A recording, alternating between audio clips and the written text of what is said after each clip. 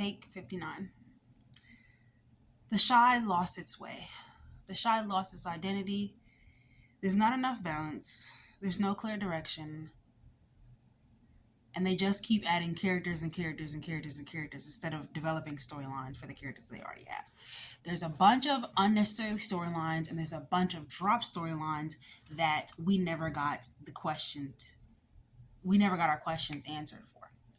So today in this video, we're going to be talking about The Shy. And I've been meaning to film this video since the end of season 6, which was last year. But shout out to Dreadlock Samurai for inspiring me to make this video. His video is going to be linked below in the description, so you guys can check that one out too. And so I've been meaning to make this video for a year. And now The Shy has been renewed for season 8. And season 7 is currently airing. So you guys, please watch this video because I have recorded this video like 87 times because I want it to be perfect, because it's one of the videos that I was so passionate about when I originally decided to make this series. So my name is Janice and I make YouTube videos with my life, but I also have a series called What I'm Watching where I talk about what I'm watching. And what I'm watching right now is The Shy. The Shy season 7 is currently airing. And when the show first started, it had a lot of promise. It had a lot of potential, and it was something fresh, exciting, and in my opinion, something that hadn't really been done before in our community. It was a multi-generational story and an umbrella story that almost had the makings of a soap opera, the way that so many characters and families were connected in unexpected ways, just the way in which soaps are known and loved for. It was a coming-of-age story set in Chicago, an umbrella story that was brought together about people that were brought together by a murder. When you look up The Shy online, when you Google it, it says, for the premise, they have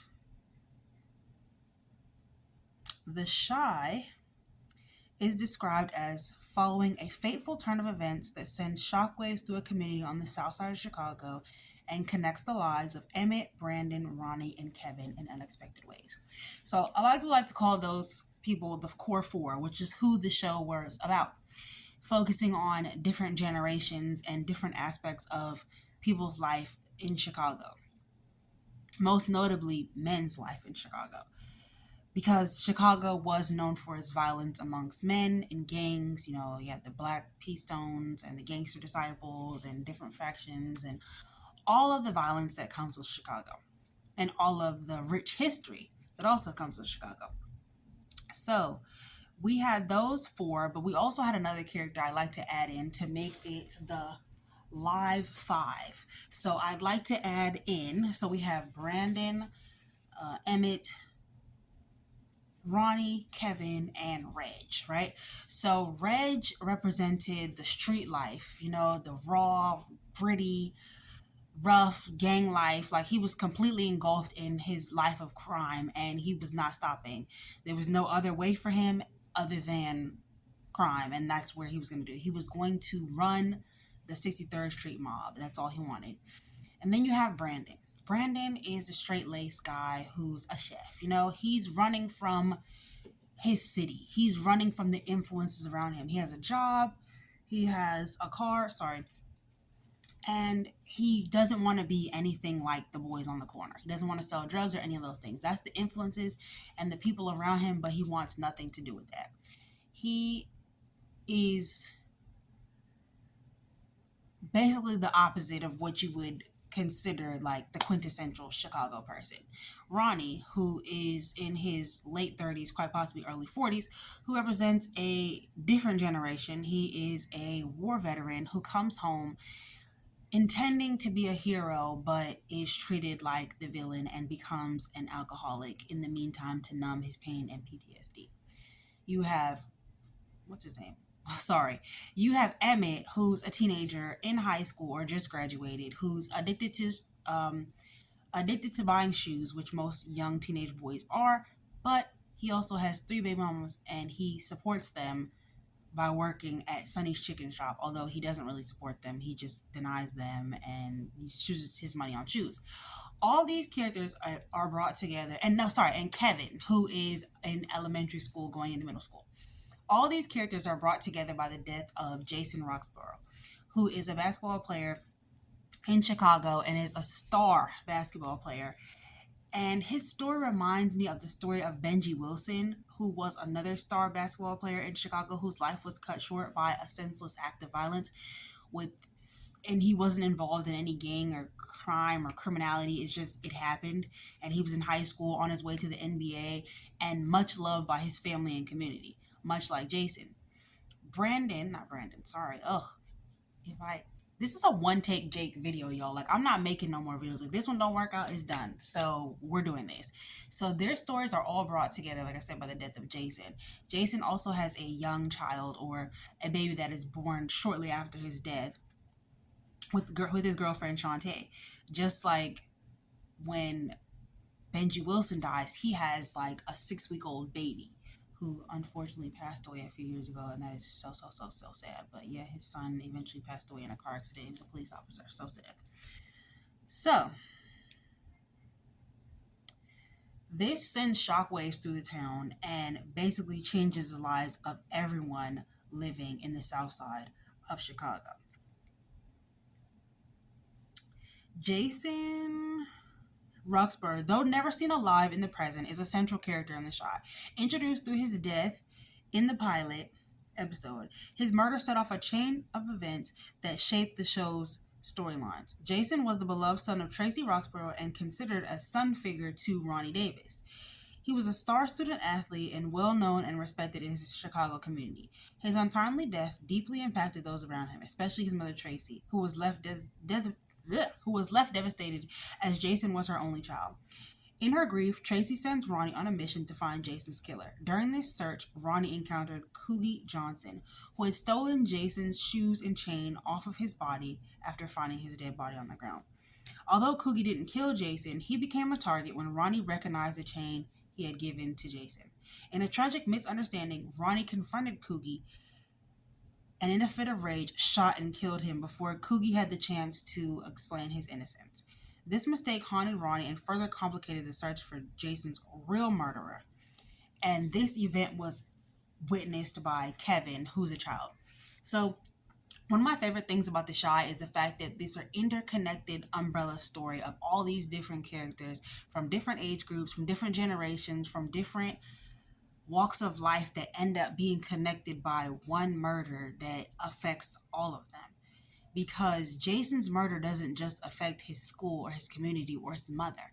It affects Ronnie, his stepfather, and it affects Brandon because Brandon's brother is killed because of basically robbing the dead body of Jason. Then we have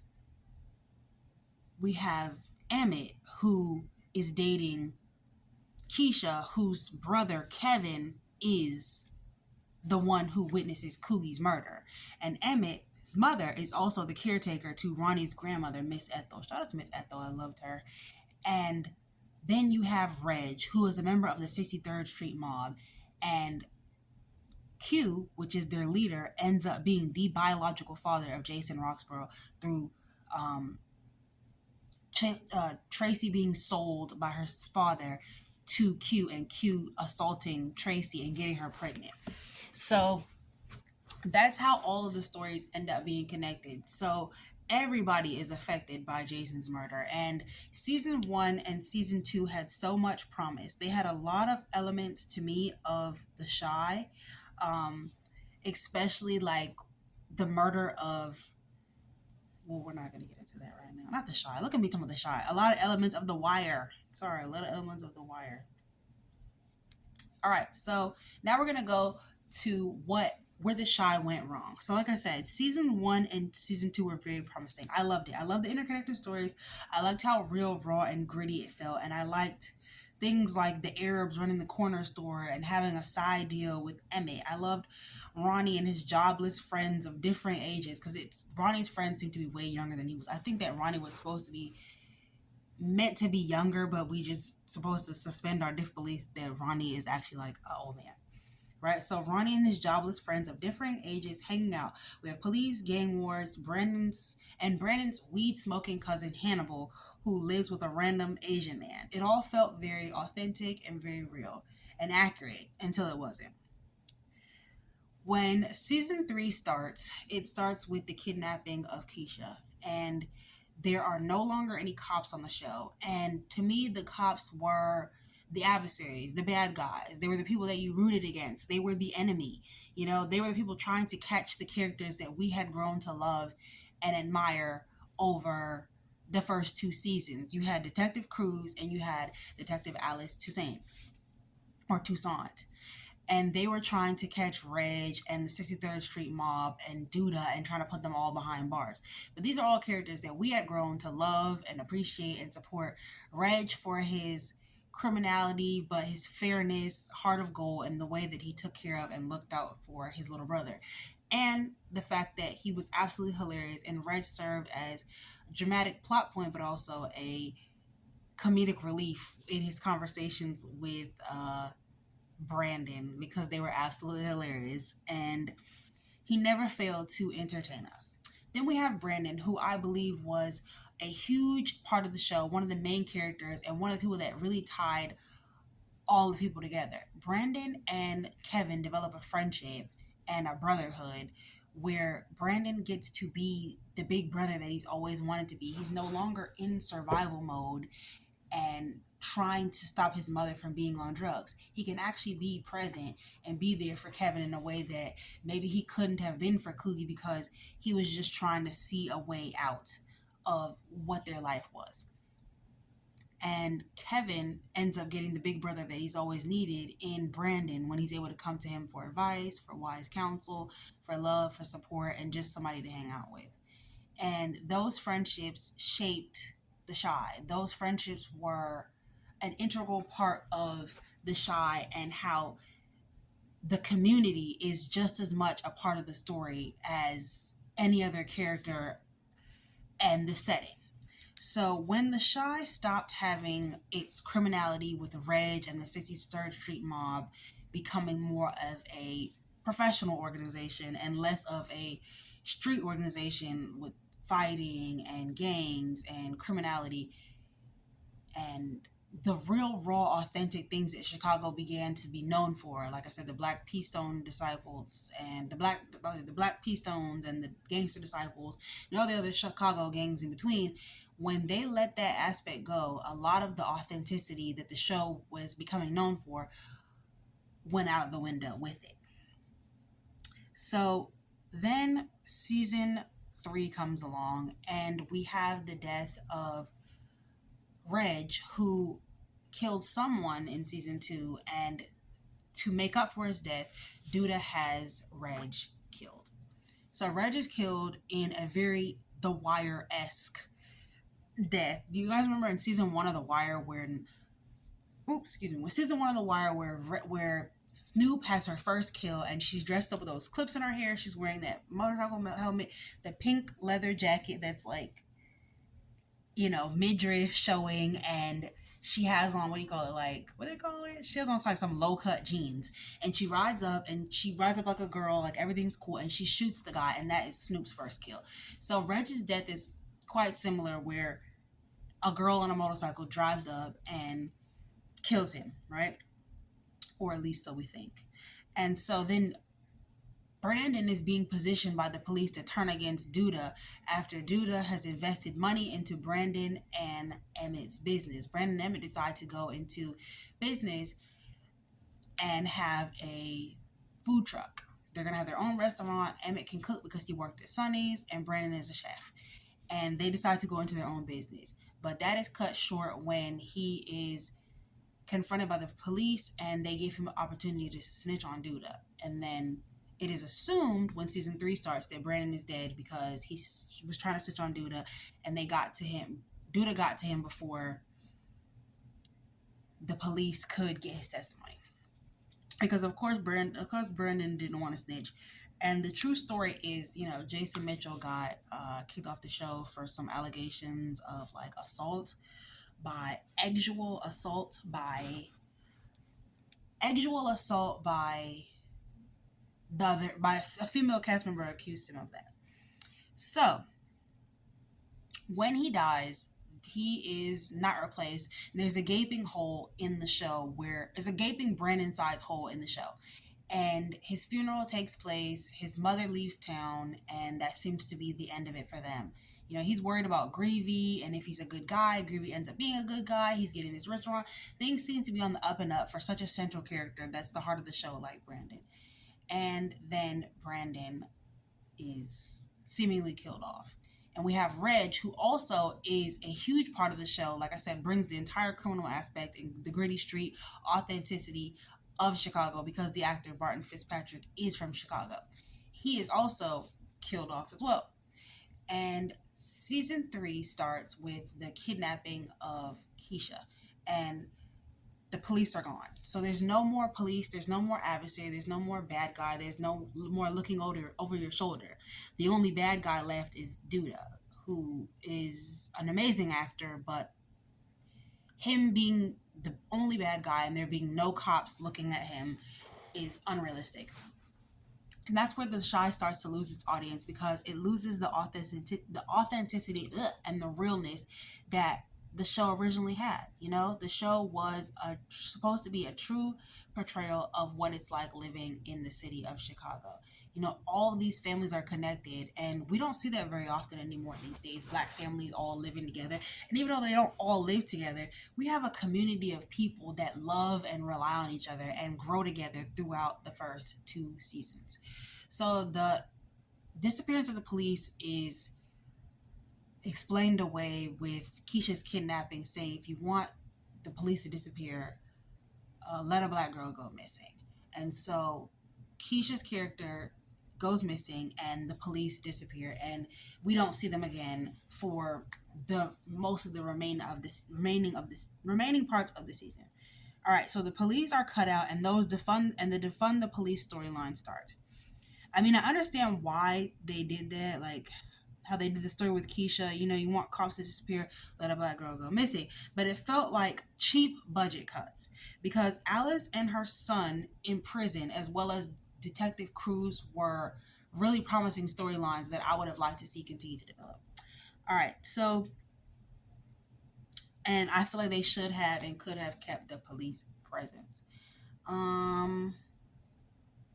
So then they have somebody that they try to use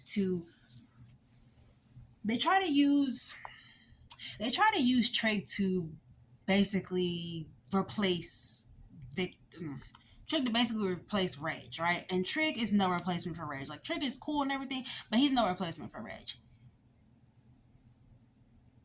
Right? Trig comes out of nowhere as basically the never before seen or heard of brother of Jake and Reg, who was in prison this whole time and is also into trans women.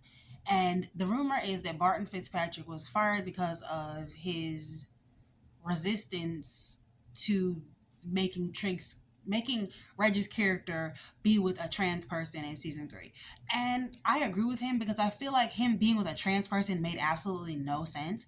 And I feel like them bringing Trig in as like this big bad gangster dude and then making him into trans was kind of like their very own way of making him like Omar from The Wire. Like, there's all this lore about him, but then at the end of the day, like, he's into LGBT business. But then, like, is Trig even LGBT? Like, we don't even know that. Like, we just know he dates trans women. And, like, where does he keep finding these trans women with African names? So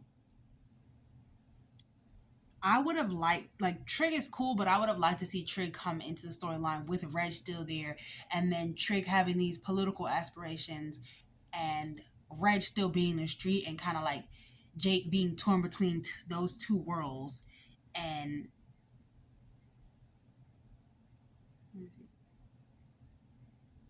where was I? Them basically being torn between those two worlds, right? And then I feel like Keisha and Tracy could have had a very special connection due to their both conceiving their children through actual assault, but then they rewrote that storyline and it went nowhere because the baby was Nook's and it wasn't the murderer. So it's like they really could have played on that storyline and developed a relationship between that, because a lot of people a lot of people are confused about the Tracy situation because a lot of people forgot season one. It's been a long time. So they forgot about the Tracy situation.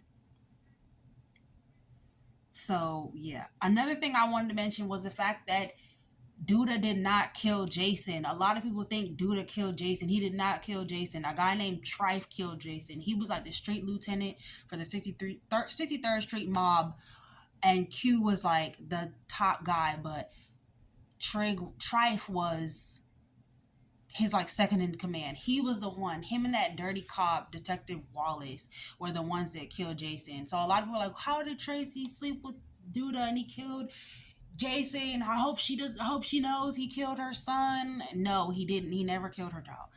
Anyways, so season 3 just started out on a bad foot because then we have Kevin and Keisha's mom is getting married, right? And then it's to a completely random woman that we've never seen before. What happened to the original woman that she was originally with? Like, she was originally with another woman. Like, seasons 1 and 2, they had a different stepmom. And correct me if I'm wrong, but wasn't that the woman that she left her husband for? Like, that was the reason that she, like, became LGBT, was because she was LGBT? Like, I don't understand. So I decided to go look up the other mom. So this was their other mom, bro. So now I kind of see why they wrote her. Her name was Karen White, and she worked I thought she was a cop. She worked at the post office. See how much I know. But I didn't watch the Shy season. I didn't watch the Shy when it first came out. I started watching like 2022. And by then it was a lot of rumors on Twitter like, cancel this, cancel this. And there was a reason why. Let's just say there was a reason why. All right, so let's continue to go through those reasons. This video really doesn't have the energy that I had in my other ones, but hopefully y'all keep watching. Anyway, um Tracy and Jada are basically pointless in the show. Like, Nina is pointless and kind of has always been pointless, but Tracy wasn't originally pointless. Like, she had a grandchild, and I'm trying to figure out why. Like, where's her grandchild? Like, why did they cut that storyline? Where is her grandchild? Where is her grandchild? Where is her grandchild? Where is Jordan? Um, the death of Rob was pointless. Also, the character of Rob was pointless. I never liked him. Who is this show even about anymore? Like, we keep getting all these random characters like Serena, Dom's LGBT deaf chef cousin that works at a restaurant that's dating Duda's ex-wife, and she comes with the gun like, bow, bow, I'm here to protect you. What the hell? What the literal hell? So, who is the show even about anymore? None of the characters have any compelling storylines and character growth.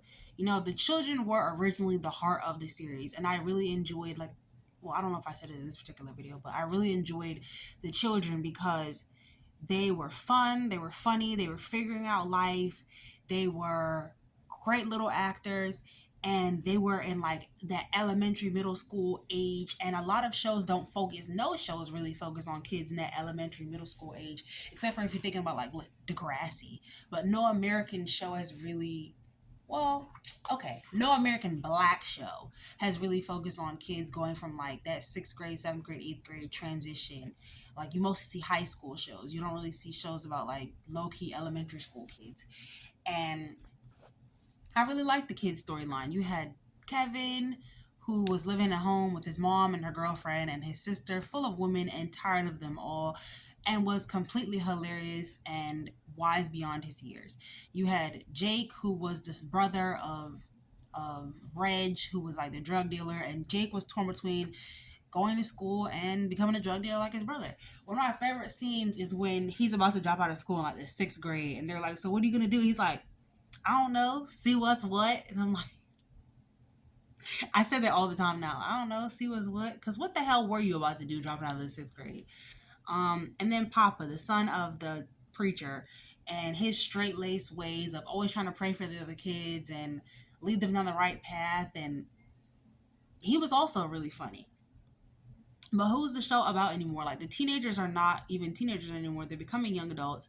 Their storylines are weird. Like, Jake stole Jemma from Kevin, and I understand that storyline. You need drama and all that teenage angst. And then Jemma it's just all over the place. It's too many characters. I do like Jemma. I do like Maisha. But what was that all about? Like, there's all this wasted time on seg scenes and dance breaks. Like, there's a random seg scene between Trig's advisor and a man we've like never seen before ever and still don't see again in season 7. Like, just it was like his advisor and like this random man, or was it his advisor's boyfriend and a random man? It was random people.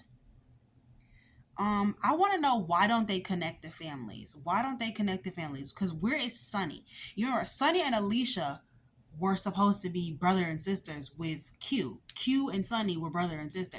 Where is Sonny? Right? And then they have, I feel like that would have been, Sonny and Alicia's family conflict would have been a good and necessary story. Finally, a necessary story. And then they could have had Jason's daughter in the mix because she's related to Q. She's also related to Jason. She's their last link to Q and Jason. And then why isn't Alicia fighting to hold on to the last living link to her beloved brother Q, which is Jordan? So Tracy needs a new storyline because her last nasty relationship with Doodle was disgusting. She has an unnatural allegiance to losers, and she's with another loser again this season, which is the man who robbed the bank with Duda's, with who the name, Emmett's random brother. So now that the kids are adults, what are they doing with their life? What have they done?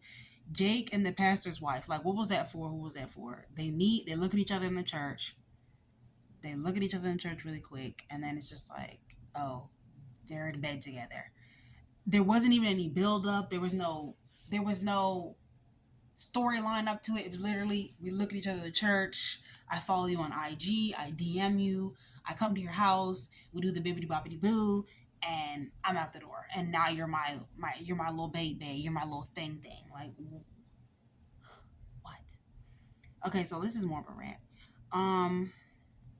Now that the kids, like I said, Poppa is now with the op pastor every single day, and he's also becoming a pastor. Like, Papa's story is directionless and pointless, but he seems to be the only character that they seem to be keeping on the same path. Like, Papa starts out as a good kid, stays a good kid, wants to become a pastor like his dad, grieves and mourns, and his storyline is the most actually consistent. His growth and character development is actually the most consistent, even though there is more that they can do with him. Then we have the addition of another child, which is Bakari, right? Bakari comes in the show in season 3, and he's seen before the murder of Ronnie. He's actually seen before the murder of Ronnie, but he is running around looking for Ronnie to kill him, and eventually does kill him. And then we get his redemption arc, and Bakari ends up being a really good character, right? He ends up being a good character. And as much as I love him, it is really weird that like he's walking free after killing Ronnie. So we get to see him writing his book. We get to see him have a mentor with what's the guy's name? Professor Gardner. And then he has this relationship with Poppa and his family.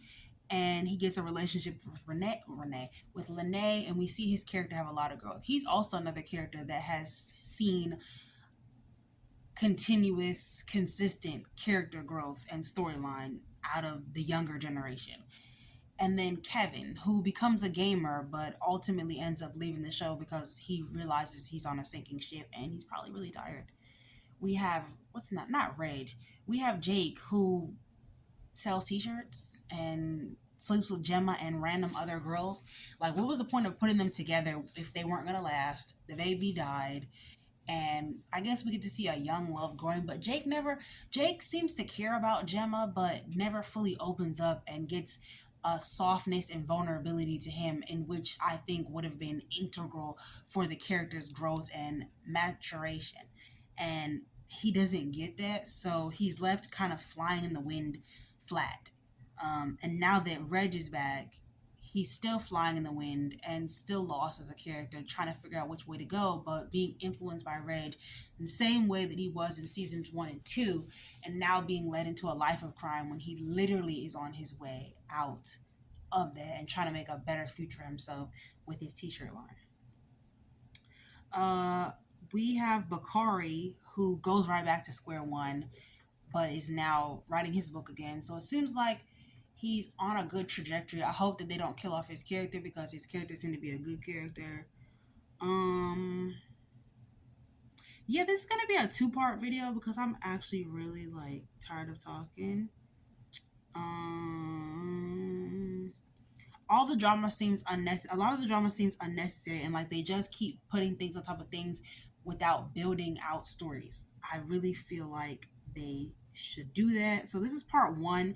The next part two, is gonna be the shy drop storylines, and then we're gonna just go from there.